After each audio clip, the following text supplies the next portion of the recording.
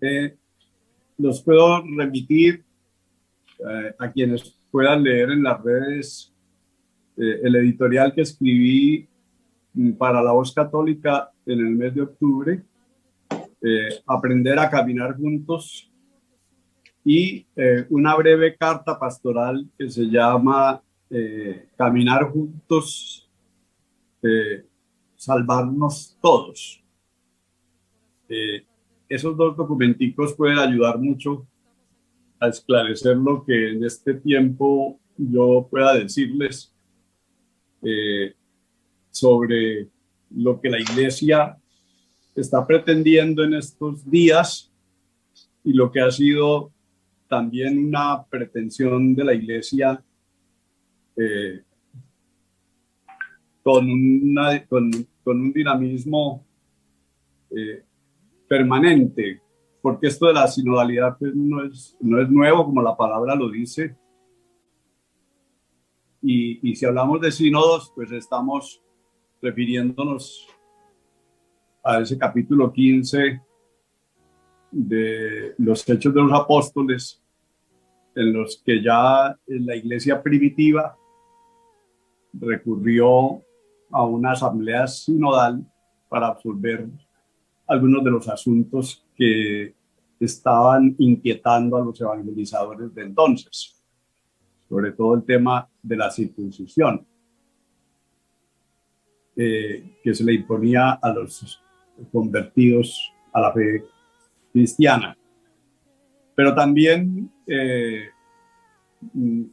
remitiéndonos hacia el Jesús histórico, pues también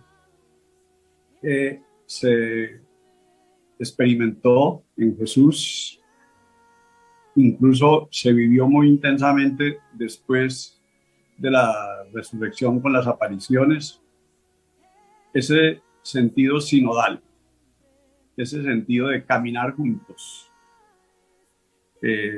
Caminar juntos desde los discípulos de Maús y Jesús en el camino con ellos, o caminar juntos en la memoria y la tradición de los apóstoles y los discípulos del Señor, que fue recogida en los evangelios y que nos remiten precisamente a esa experiencia de un Dios que camina, de un Jesús que hace camino permanentemente con aquellos a los que llama y envía.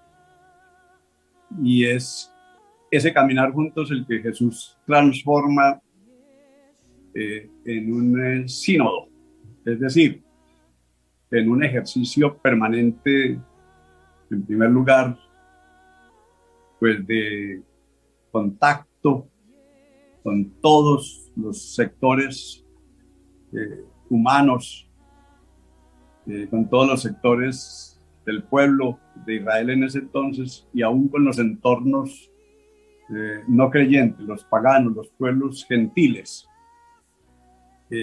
Y ese ejercicio que hace Jesús de diálogo respetuoso, aprender a respetar al diverso y al que tiene una posición distinta, pero aprender la pedagogía del diálogo, como lo hemos escuchado en estos domingos, el diálogo de Jesús con sus discípulos, incluso un diálogo en donde los discípulos van en contravía de Jesús, que camina hacia la pasión y muerte.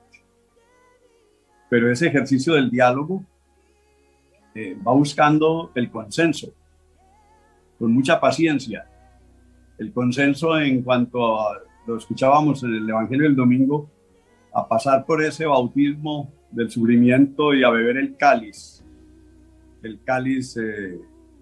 del dolor y de la sangre de Cristo, ese cáliz del sacrificio. Entonces, Jesús va con la pedagogía del diálogo buscando ese consenso y buscando el que se vaya avanzando en ese aprendizaje, no solo de dialogar y de llegar a acuerdos, sino también de transformarse en servidores. La sinodalidad implica la recuperación de ese espíritu de servicio y de esa condición de siervos y servidores que nos haga posible superar las luchas, transformar los conflictos constructivamente, tal vez no solucionar los problemas, pero sí transformar los conflictos. Y aquí Jesús es maestro de esa condición humana que se transforma en el servicio, en que el que quiera ser más importante sea el último de todos, el que quiera ser el primero sea el último y el más importante sea el servidor, el esclavo de todos.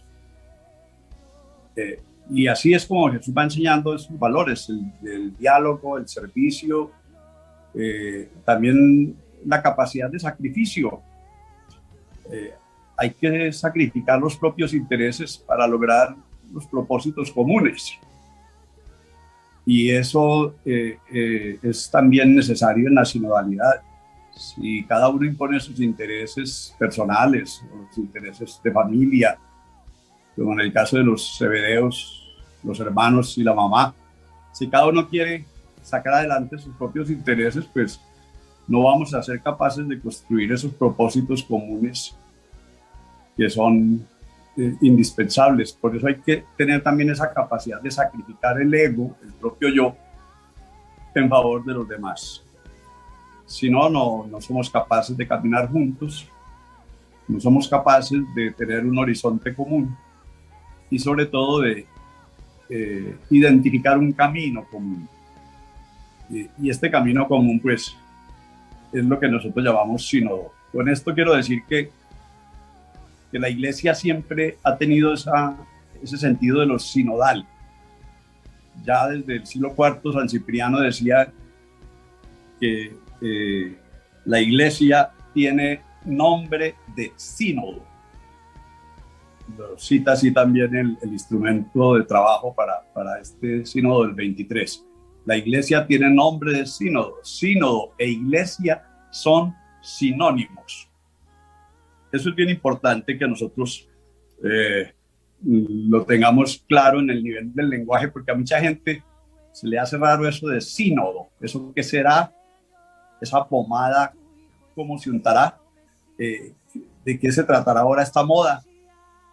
¿Cuál será el tema que nos van a proponer ahora? ¿Cuál será el evento en el que nos vamos a participar? Pero no es eso. Ese lenguaje del sínodo hay que mirarlo muy desde adentro del ser de la Iglesia. Es un proceso de eclesialidad, es decir, un proceso en el que el sentido de Iglesia se transforma y más que se transforma, yo diría se reforma, porque la Iglesia tiene que estar recuperando ese sentido sinodal que lo expresó desde Jesús y las comunidades primitivas y que acompañó siempre la historia de la Iglesia. Basta mirar en América Latina lo que significa un Santo Toribio de Mogrovejo, por ejemplo, el arzobispo de Lima, en esas épocas de la conquista y de la colonia. ¿Qué significaba para nosotros en América Latina la misión de un obispo de tipo continental, como era Santo Toribio de Mogrovejo, arzobispo de Lima, que es el patrono de los obispos de América y probablemente va a ser el patrono de la sinodalidad, como fue muy recordado en el sínodo de la Amazonia. Entonces, es volver como a esa condición sinodal y conciliar. Los sínodos y los concilios se movieron siempre juntos. Toda la historia de la Iglesia está tejida de sínodos y de concilios. Si los concilios reunían obispos, pastores de la Iglesia y expertos, los sínodos nacieron en las parroquias. Los primeros sínodos que se dieron, podríamos decir, ya en la iglesia, no la primitiva iglesia que reunía comunidades de fe dispersas por toda la geografía, sino ya la iglesia más avanzada, esta iglesia constantiniana de Constantino, la iglesia posterior a Constantino y a la reforma de Constantino, permitió que las parroquias de ese entonces, que eran urbanas, no rurales, esas parroquias urbanas tuvieran esos sínodos parroquiales en donde se encontraban las cofradías, las caballerías, que eran como órdenes de caballería, en donde se encontraban expresiones religiosas, monacales, expresiones de iglesia, y pensaban su comunidad eclesial. Y ahí se abrió la misión hacia los campos, la misión rural, y nacieron las iglesias rurales. Inicialmente eran iglesias en ciudades, en poblaciones, en zonas urbanas. Por eso la sinodalidad está otra vez descendiendo hasta la base. En mucho tiempo no hemos hablado de sínodos, sino episcopales, sínodos episcopales. De pronto los sínodos diocesanos, que reúnen algunos representantes, algunos expertos, pero los sínodos parroquiales no han tenido vigencia. Yo creo que esa es una novedad que nosotros podríamos impulsar, que la sinodalidad comience en las parroquias, que son las comunidades territoriales fundamentales de la iglesia, y que las parroquias desarrollen realmente una visión de iglesia sinodal, reúna con los pastores y con los servidores de los diversos carismas y con las familias, los esposos sacramentales y las cabezas de hogares cristianos, católicos, que se reúnan en su parroquia con sus pastores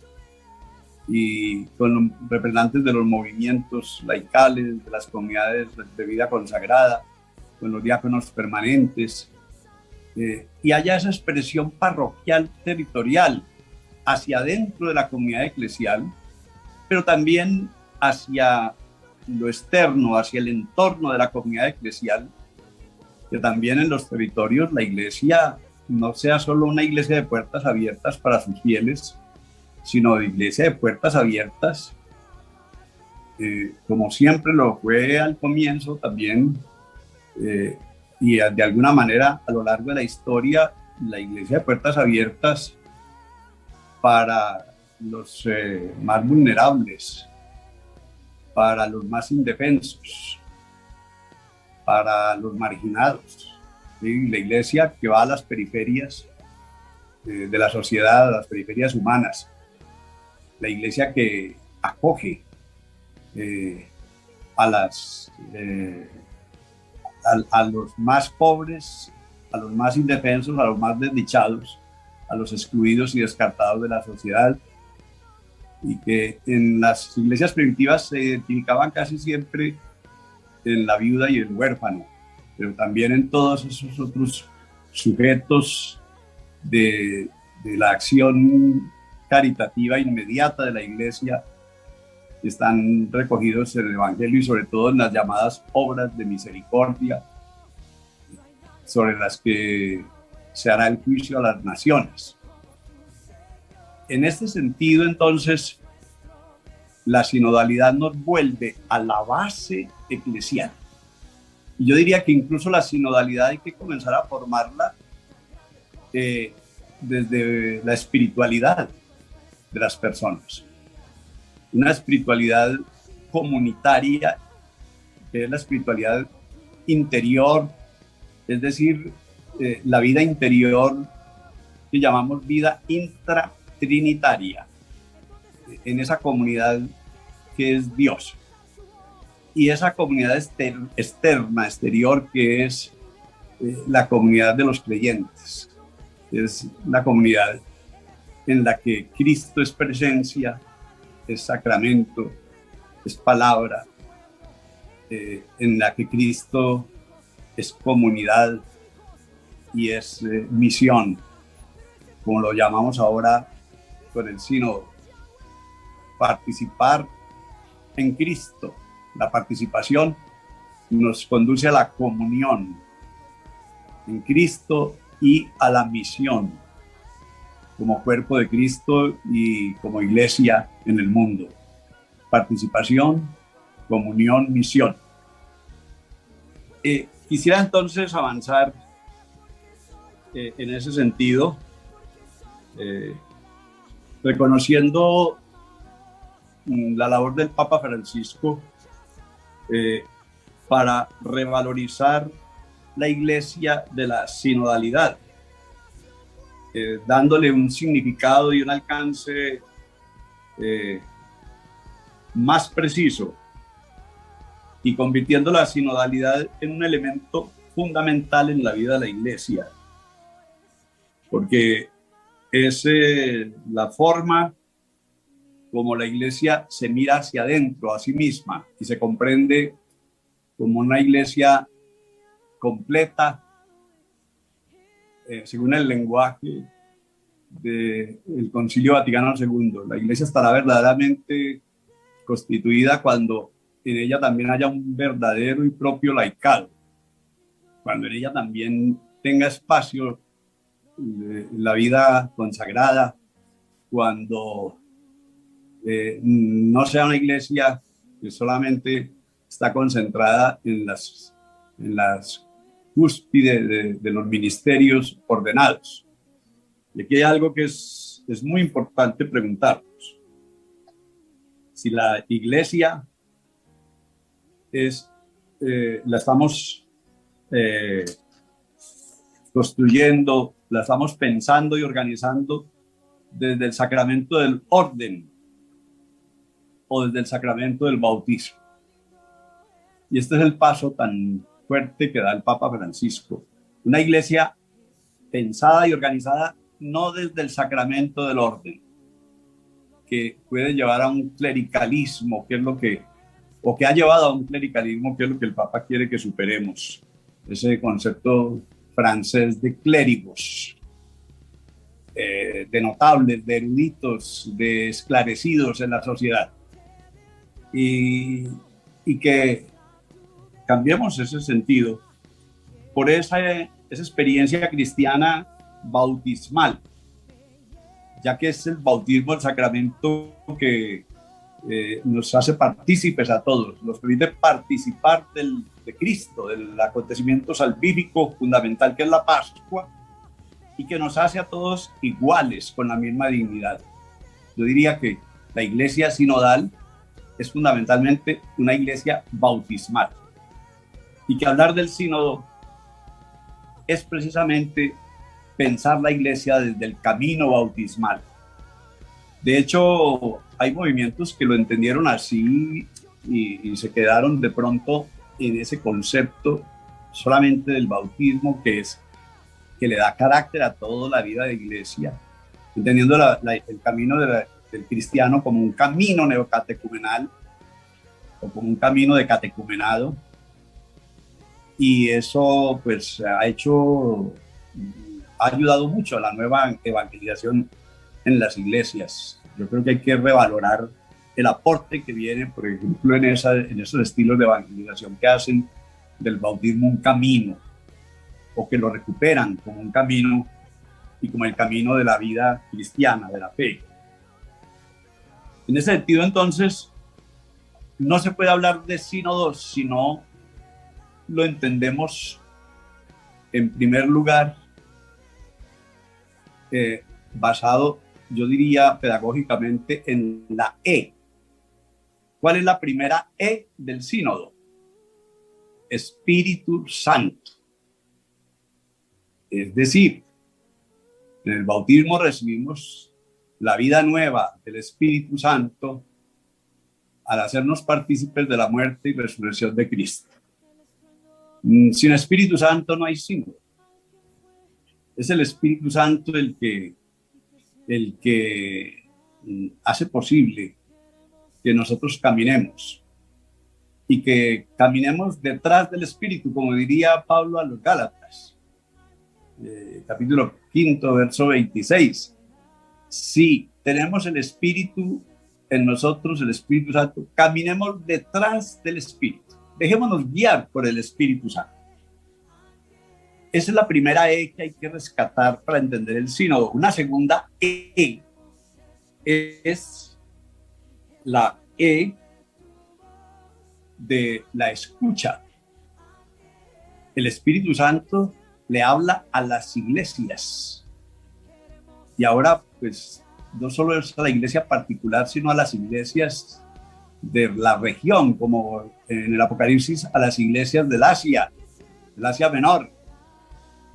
Y ahora se busca también esa dimensión, esos tres niveles para el sínodo. El sínodo de la iglesia particular, el primer nivel, pero el sínodo también de región, el segundo nivel, y el sínodo universal en el ministerio del sucesor de Pedro, del Papa, el tercer nivel. La escucha. Hay que escuchar. Y hay que escuchar para poder darle espacio a la palabra en el corazón. Por eso la palabra comienza con el silencio que hace posible la escucha. Y ese es el camino de la palabra.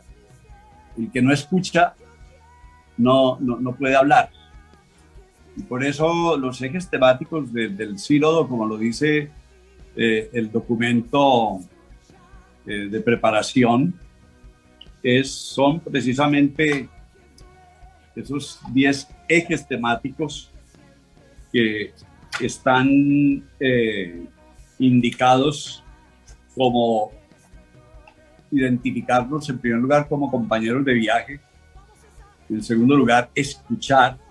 La escucha es el primer paso que nos exige una mente y un corazón abiertos sin prejuicios, y luego el tercer paso, que es tomar la palabra, y yo diría ahí no solo tomarla, sino también ofrecerla, darla, respetarla con libertad, verdad y caridad, como lo señala el documento de trabajo, el instrumento de labor. Y así vamos entendiendo el ser corresponsables en la misión, el dialogar en la iglesia y en la sociedad, y vamos reinterpretando la autoridad, la participación, el discernir y decidir, el formarnos en la sinodalidad, porque necesitamos también cristianos y sobre todo ministros formados en la sinodalidad. La sinodalidad significa que ya que recuperamos esa comprensión de la iglesia completa en sí misma y de la iglesia en función de la humanidad. La humanidad también llamada en estos tiempos de globalización y de pandemia, en estos tiempos de crisis climática, la humanidad llamada a caminar juntos como naciones, como habitantes y ciudadanos de este planeta Tierra. Entonces, la E de la escucha es muy amplia, porque es toda esta pedagogía también que recupera la palabra en el centro del corazón, la mente y la vida de las personas.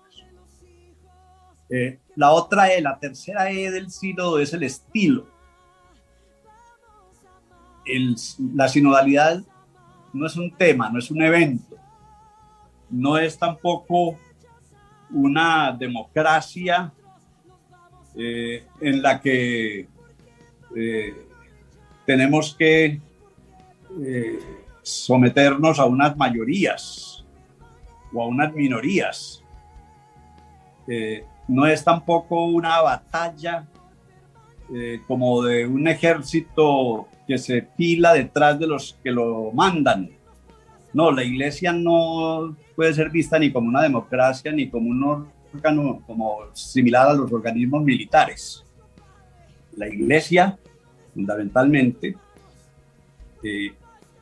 debe ser un mensaje claro de cómo se conjugan las diferencias para que cada persona se vea reconocida, de tal modo que no sean unos los que ganan sobre otros que pierden, sino que con el aporte de todos se vaya construyendo esa perspectiva común, ese propósito común.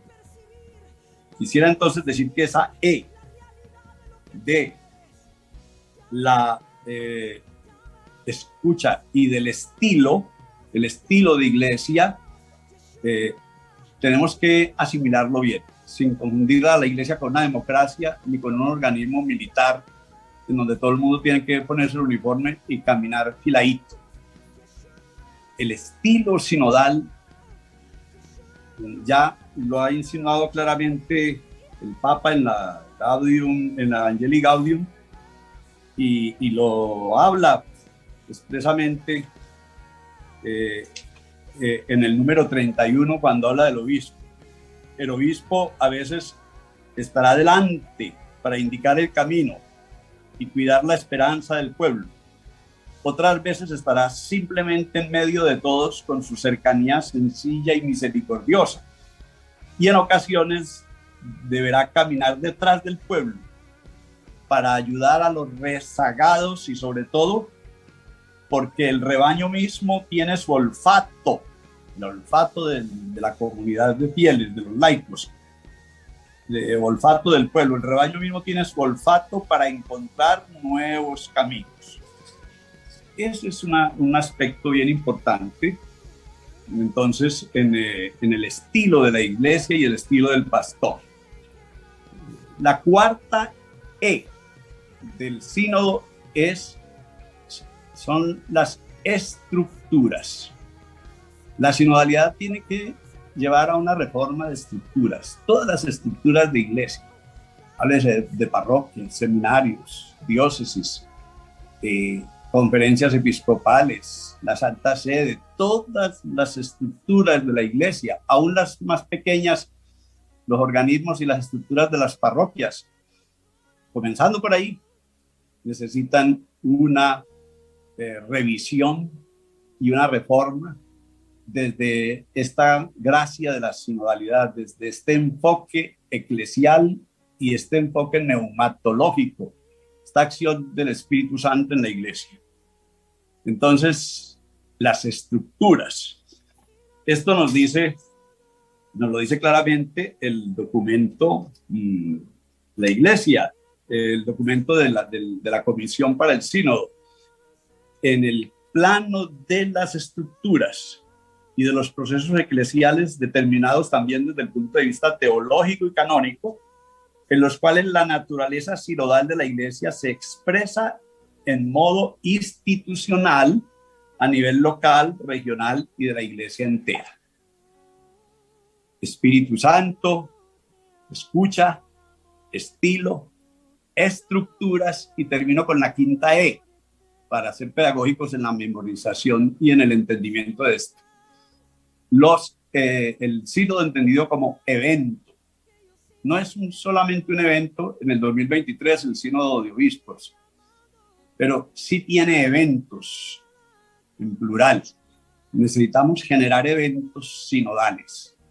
Y ese es un llamado también que nos hace la iglesia a ver y a generar esos eventos en nuestro tiempo. Entonces, nos va quedando claro que el sínodo fundamentalmente parte de estas E, que son como las E premisas del sínodo, las premisas del sínodo. Y luego hay que entender el sínodo desde la metáfora del camino. El sínodo es hacer camino juntos. Y en ese sentido, tener la experiencia de un Dios que se puso en camino con la humanidad, con nosotros. La sinodalidad significa que la fe es camino y un camino que transforma la vida en camino ascendente que supera también la muerte y llega a la eternidad. Un camino que es progresivo, permanente. No es una línea curva, la vida que simplemente nace, crece, fructifica, envejece y muere. No, es la vida que progresa de manera infinita hasta entrar a lo infinito pleno de Dios. Esa visión de la vida como camino está inspirada, está iluminada y nos viene dada precisamente en la gracia de la resurrección, el poder de la resurrección y la comunión con los padecimientos de Cristo, que son las dos gracias que dice Pablo claramente en la carta a los Filipenses, en el capítulo 3, que son las gracias de la fe, la fuerza de la resurrección y la gracia de la comunión con los padecimientos de Cristo. Eso es lo que transforma la vida de una persona. Dios se puso en camino con nosotros en Jesús, y el mandato de Jesús, el mandato sinodal de Jesús, lo recogió San Lucas en el capítulo 10, verso 3, con estas 3 palabras: pónganse en camino. Lucas 10, 3. Pónganse en camino.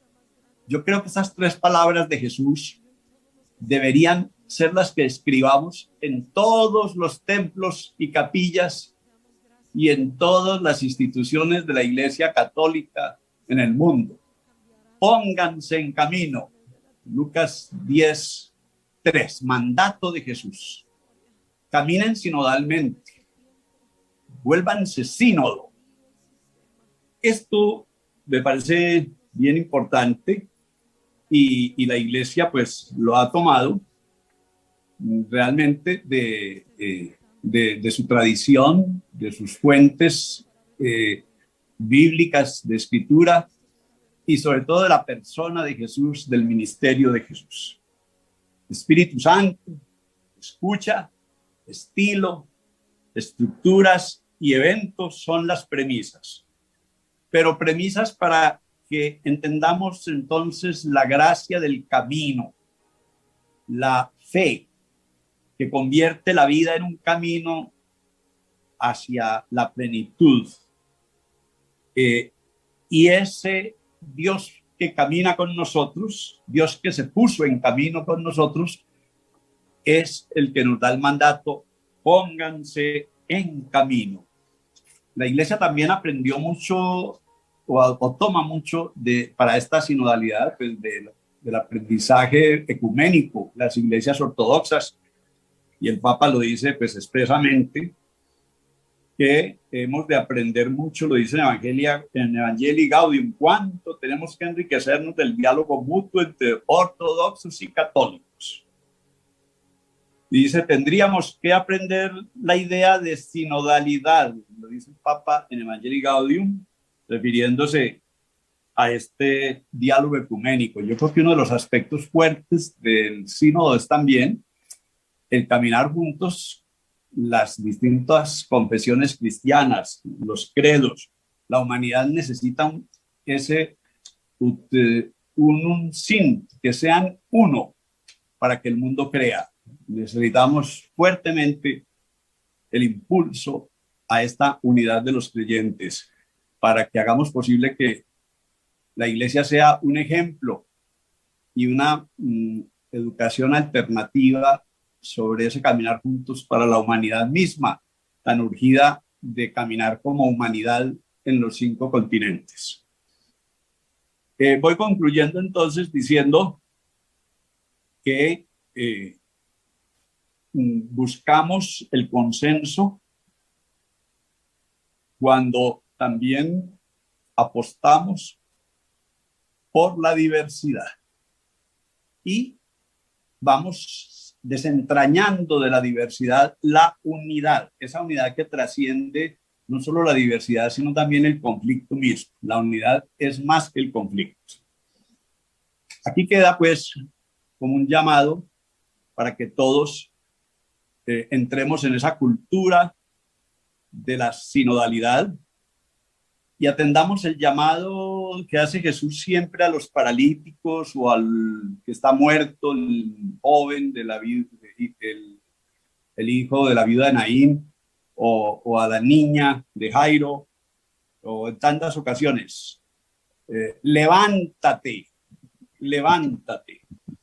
Que nosotros, con ese llamado de Jesús, podamos entrar en ese proceso de conversión. Lo veremos el domingo entrante, domingo 24 de octubre, en la figura de Bartimeo, el hijo de Timeo, que se encuentra con lo que les siente que Jesús llega y pasa por donde él está. Y donde está él sentado a la orilla del camino pidiendo limosna. Y allí hay como ese encuentro entre el hijo de Timeo y el hijo de David. Hijo de David, ten compasión de mí.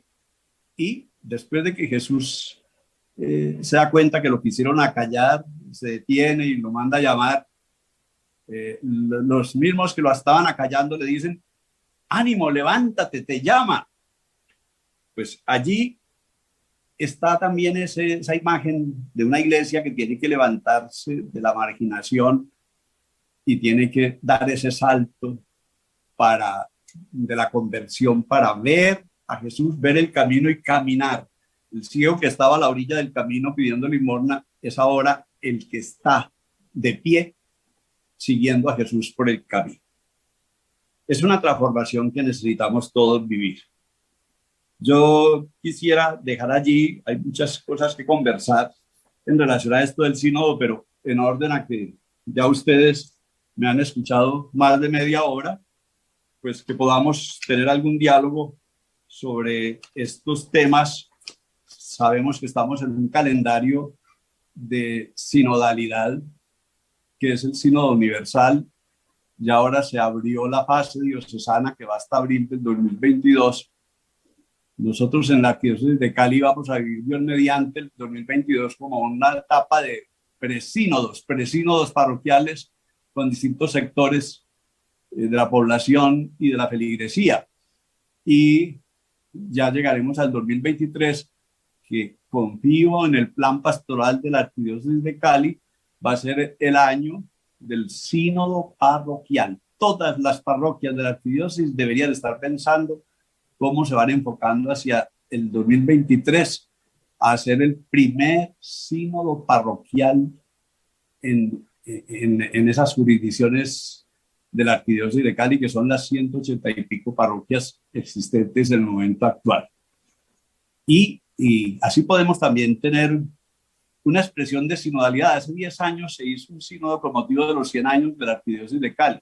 Estaba llegando yo aquí en el 2010.